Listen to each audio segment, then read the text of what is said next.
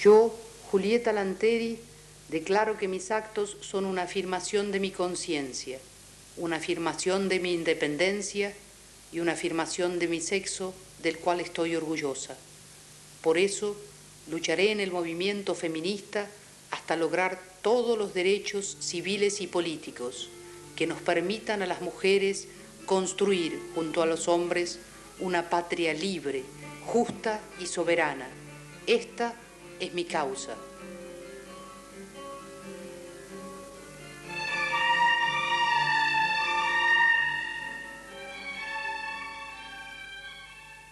Los Lanteri llegaron de Piaggia, Italia, en 1873, como miles de inmigrantes que huían del hambre y las persecuciones políticas en sus países de origen.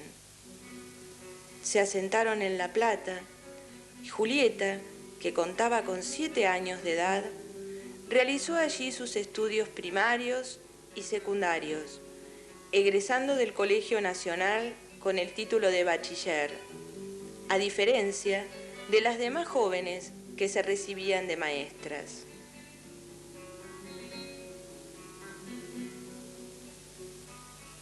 En 1896, con 23 años, ingresa a la Facultad de Ciencias Médicas en la carrera de farmacia.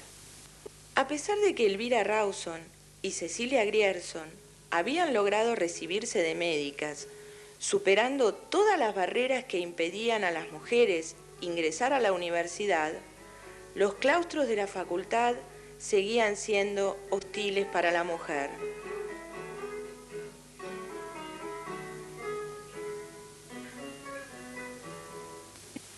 Julieta decide rendir libre muchas materias de la carrera.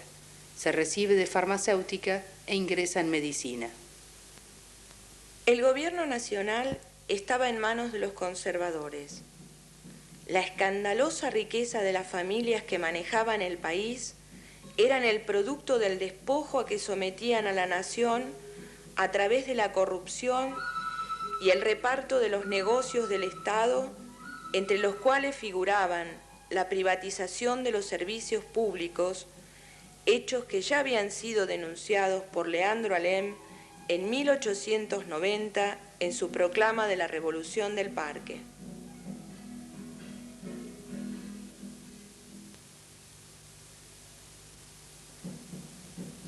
Los trabajadores, criollos e inmigrantes vivían en la miseria y el desamparo, acechados por el fantasma de la desocupación.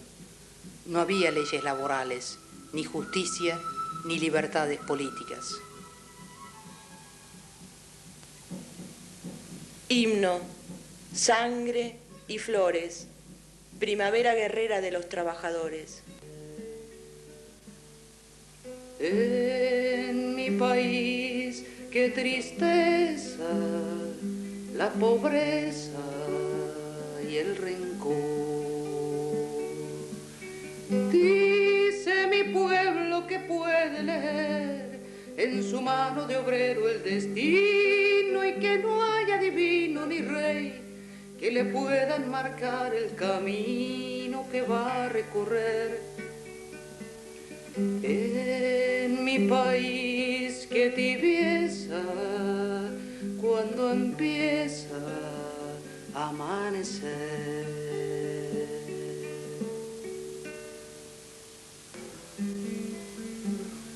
Los obreros organizan huelgas, marchas, boicots, ollas populares.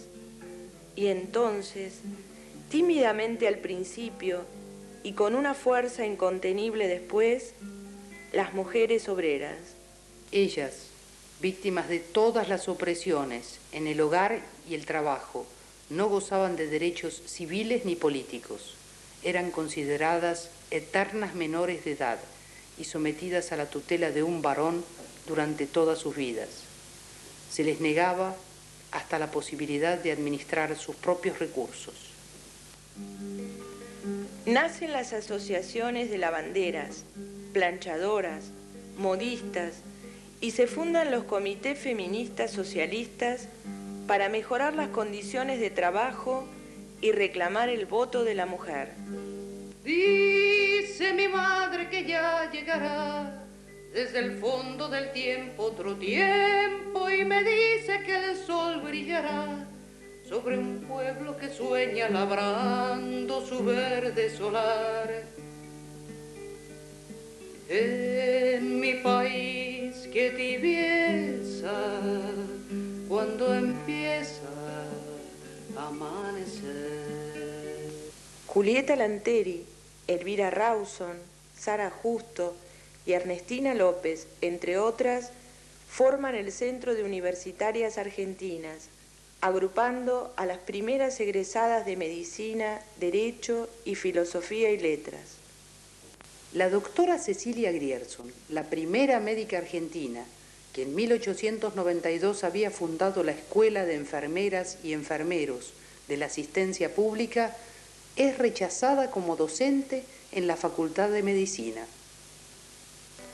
Con argumentos falaces, declararon desierto el concurso en que participaba, perjudicando a otro médico, amigo de Cecilia. No solo eran rechazadas las mujeres, sino también los hombres sensibles que las acompañaban. La doctora Grierson continuó ganándose la vida como maestra. La docencia universitaria le estaba vedada a las mujeres. En 1907, Julieta Lanteri presenta su tesis doctoral y se recibe de médica. Ese año, en el Hospicio de las Mercedes, comienza a cursar sus estudios de psiquiatría. En ese tiempo, la prensa ridiculizaba la causa feminista.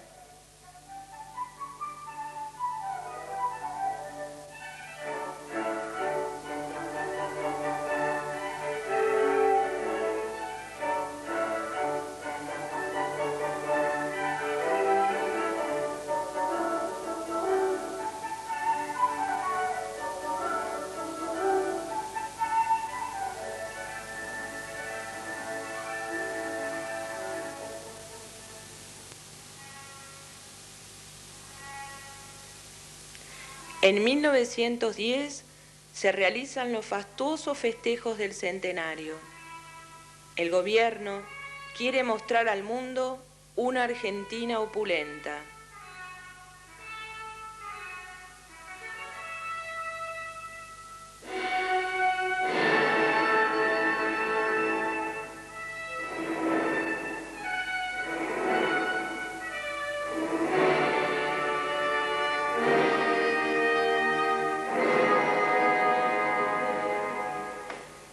Para ocultar la miseria y la desocupación y evitar las protestas obreras, el gobierno establece el estado de sitio.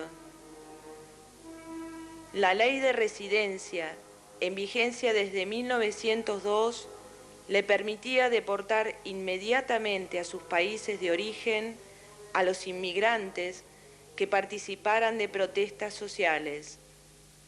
Y la ley de defensa social le daba mano libre para detener y deportar a la cárcel de Ushuaia a los opositores criollos.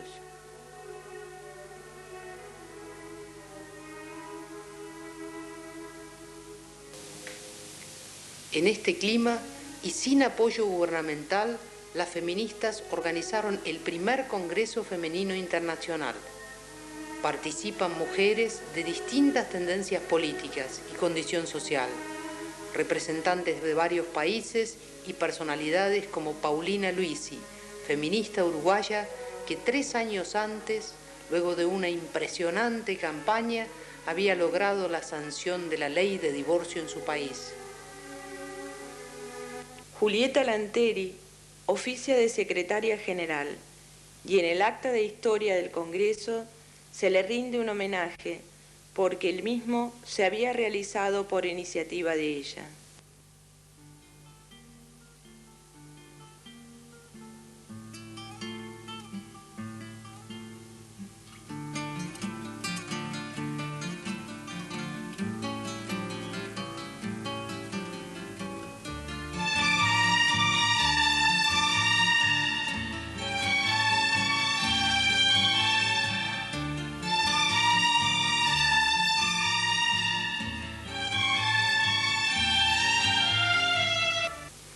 En el documento final, un unánime reclamo: queremos el voto femenino y la reforma del Código Civil.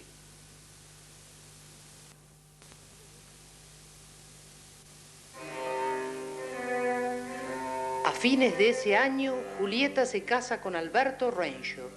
Él tiene 23 años, ella 37. Compra una casa en Berazategui y la transforma en una granja. Este lugar se convertiría en su hogar soñado.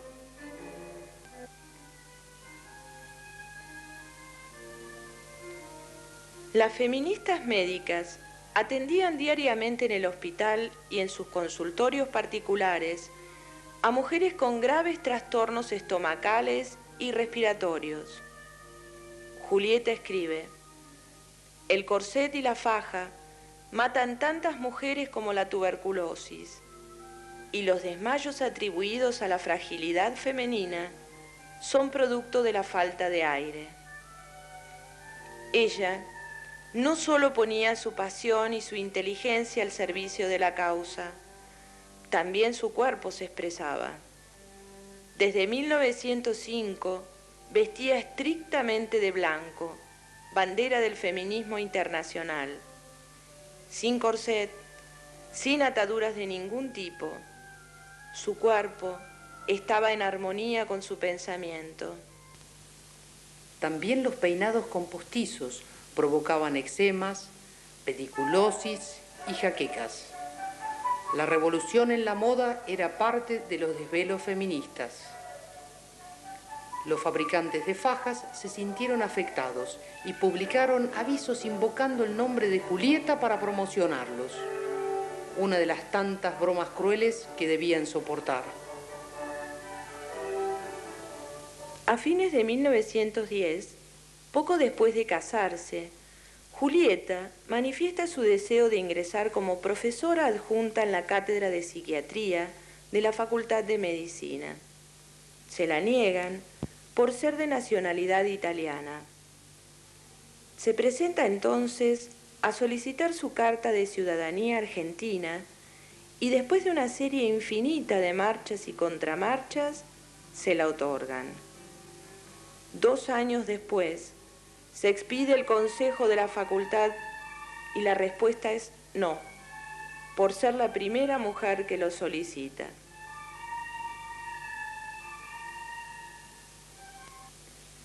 Tal vez esta respuesta tuvo que ver con la fama que en 1911 alcanzó Julieta al presentarse con su flamante carta de ciudadanía solicitando su empadronamiento para votar en las elecciones municipales de la capital federal. La ley electoral del municipio no hacía mención al sexo, sino a la condición de vecindad y de contribuyente. Consigue ser inscripta y se le entrega una credencial. El 26 de noviembre de 1911, Julieta Lanteri Renshaw vota en el atrio de la iglesia de San Juan. El presidente de mesa la felicita por ser la primera mujer que vota. La primera y la última de su tiempo, porque el Consejo Deliberante de la Ciudad de Buenos Aires dicta especialmente una ordenanza para que aquello no vuelva a suceder. Ese año, Julieta funda junto a Alicia Moró la Liga Pro Derechos de la Mujer y el Niño y organizan el primer Congreso del Niño. Carolina Musili presenta allí su trabajo sobre el niño obrero, un desgarrador informe sobre la esclavitud y el abandono a que son sometidos miles de menores de 5 a 12 años de edad. La reglamentación del trabajo de los niños, la salud y la atención en los hospitales son objeto de estudio durante este Congreso, que finaliza con varios proyectos de ley de amparo a los menores. Un tema que preocupa particularmente a las mujeres es el de los orfanatos, depósitos de niños huérfanos, víctimas de hogares destrozados por la miseria y la enfermedad.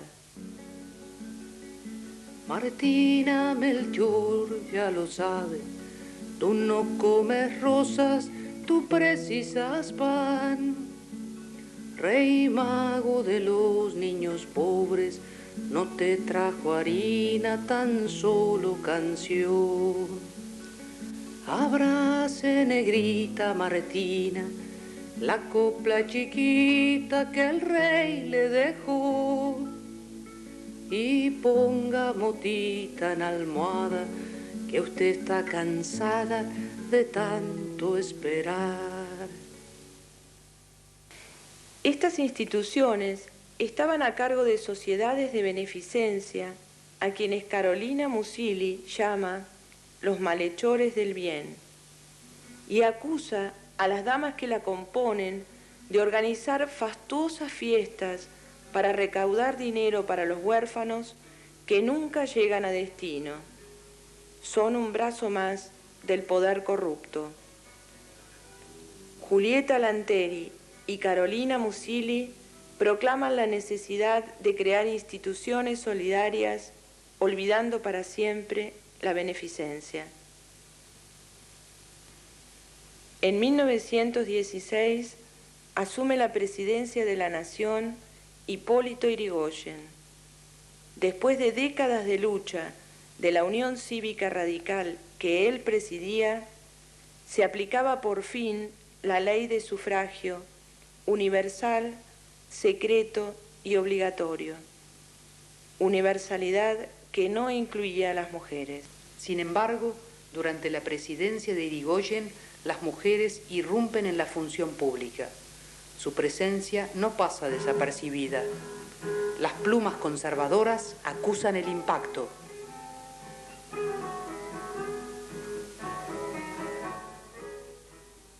Aparece la revista Nuestra Causa, fundada por Alicia Moró para difundir las ideas feministas. A pesar del despliegue que realizan Elvira Rawson desde la Comisión Pro Sufragio de la Mujer, Alicia Moró desde la Unión Feminista y la creciente exposición pública de Julieta Lanteri, los hombres políticos se muestran reacios a considerar el tema del voto. Alegan que la Iglesia tiene un inmenso poder sobre las mentes femeninas y que cualquier sacerdote podría dirigirles el voto desde el púlpito. Tomando palabras de Yrigoyen, las feministas los acusan de basar sus análisis en patéticas miserabilidades que la realidad se encargaba de desmentir.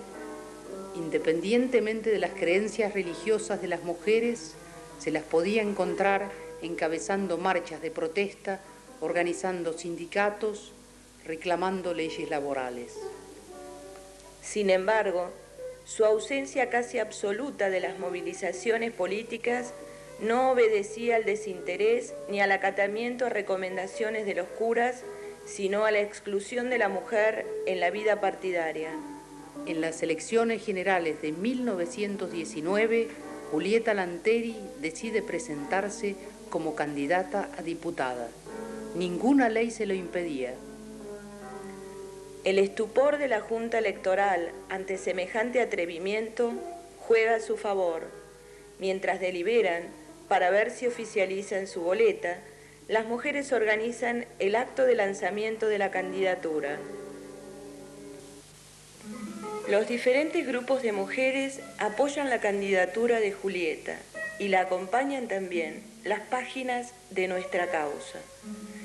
La Junta Electoral se ve obligada a expedirse favorablemente.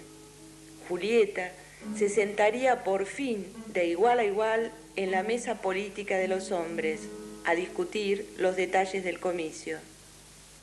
1.730 hombres votan por ella, y si bien no logra suficientes votos para ser elegida, el resultado se considera un verdadero éxito, y meses después funda el Partido Feminista Nacional, cuya presidencia ejerce. La declaración de principios del nuevo partido dice que su existencia se mantendrá hasta que se consagre el voto femenino. Obtenido este, el partido se disolverá y sus integrantes tomarán las orientaciones políticas que estimen convenientes. La ley Sáenz Peña obligaba al enrolamiento militar de ciudadanos como base del padrón electoral. No encontrando impedimento legal alguno, Julieta y un grupo de mujeres del Partido Feminista se presentan en los cuarteles de la cuarta y quinta circunscripción con el objetivo de enrolarse. Los oficiales a cargo se niegan a hacerlo. Elvira Rawson, amiga personal del presidente Irigoyen, le pide que interceda ante el ministro de Guerra. El ministro de Guerra recibe a las feministas, pero ratifica la negativa. Lejos de bajar los brazos, deciden intensificar la campaña, organizando un simulacro de voto femenino el mismo día de los comicios generales, con el propósito de sensibilizar a las mujeres que no militaban y a la opinión pública en general. Nuevamente, nuestra causa impulsa la movilización y los diferentes grupos liderados por Julieta, Elvira Rawson y Alicia Moró trabajan arduamente para llevarla a cabo. Más de 20.000 volantes que decían «Mujer, concurrida al ensayo de voto» se repartieron en los actos proselitistas de los partidos políticos. Por su parte, Julieta vuelve a presentarse como candidata a diputada. La ciudad de Buenos Aires amanece empapelada de afiches con su foto y la leyenda: «Votadme, una banca me espera en el Congreso, llevadme a ella». Los porteños no salen de su asombro. El simulacro de voto se llevó a cabo con gran éxito. 3.600 mujeres participaron. La prensa lo calificó como simpático acto. Julieta seguía cosechando votos masculinos, aunque no suficientes para llevarla a una banca, pero las feministas sienten que siguen avanzando en su lucha. De hecho, en 1926 se logra la sanción de la reforma al Código Civil, que reconoce a las mujeres algunos derechos, pero no todos los que habían solicitado, para no afectar derechos masculinos, según palabras de los propios legisladores. En ese tiempo se produce un cambio importante en las costumbres. La moda, la música, el cine. El ingreso sin restricciones de la mujer en las universidades, las leyes laborales y la reforma del Código Civil habían creado una sensación de mayor libertad en las mujeres. El movimiento feminista decae, pierde vitalidad, como si ya no tuviera razón de ser. Pero todavía no votaban, ni ocupaban cargos de decisión, y a pesar de tantos logros, la libertad política de la mujer seguía siendo un acto clandestino. Himno, sangre y flores. Primavera sangrienta de los trabajadores. La Liga Patriótica, organización fascista que lideraba a Manuel Carles, tristemente célebre por su frase «de casa al trabajo y del trabajo a casa», aterrorizaba a los obreros que participaban en reuniones sindicales, irrumpiendo a sangre y fuego con sus bandas asesinas para apagar los reclamos que afectaban a la patronal. Hacia 1929, Carles ya había organizado también grupos de mujeres que marchaban bajo el lema «Dios, patria, hogar», rechazando el voto de la mujer y agrediendo a las feministas.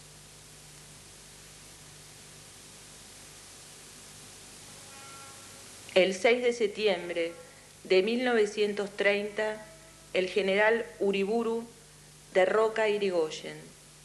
Ante la apatía de un pueblo que se había dejado convencer por la prédica devastadora contra el gobierno que realizaba la oligarquía, que perdía sus privilegios en la democracia.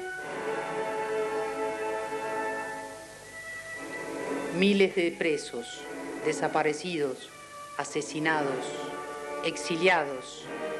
El presidente Irigoyen preso en la isla Martín García.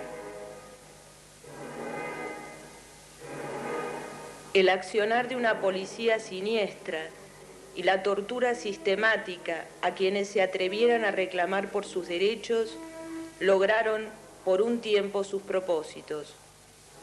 Todas las organizaciones que luchaban para lograr mejores condiciones sociales, entre ellas las feministas, tuvieron que paralizar sus actividades públicas y manejarse en la clandestinidad. Julieta Lanteri se recluye en su casa, atiende su consultorio particular en el centro de Buenos Aires y continúa sus investigaciones. La exposición pública que había tenido durante décadas la transformó en un blanco muy preciado para los dueños del poder, y ella era consciente del peligro que corría. Sin embargo, en 1932, cuando el gobierno fraudulento del general Justo propone la creación de un impuesto a los hombres solteros para obligarlos a casarse, Julieta lo considera una humillación para las mujeres y, a pesar de las advertencias de sus amigas, rompe el silencio y declara en una revista: Estoy en contra del matrimonio. Si lo que quieren es multiplicar la especie, para eso no es necesario unirse a un hombre durante toda la vida. Libertad, libertad, libertad. En la variedad está el gusto. Estas palabras, dichas en un tiempo de oscurantismo y violencia, debieron haber sonado a un acto de provocación, y de hecho fueron prácticamente las últimas que pronunció Julieta. Al día siguiente, el 23 de febrero de 1932, a escasas 2 cuadras de Plaza de Mayo, un automóvil particular, conducido por un notorio simpatizante de la Liga Patriótica, la atropelló en circunstancias confusas. 2 días después, moría en el Hospital Ramos Mejía. Tenía apenas 59 años de edad.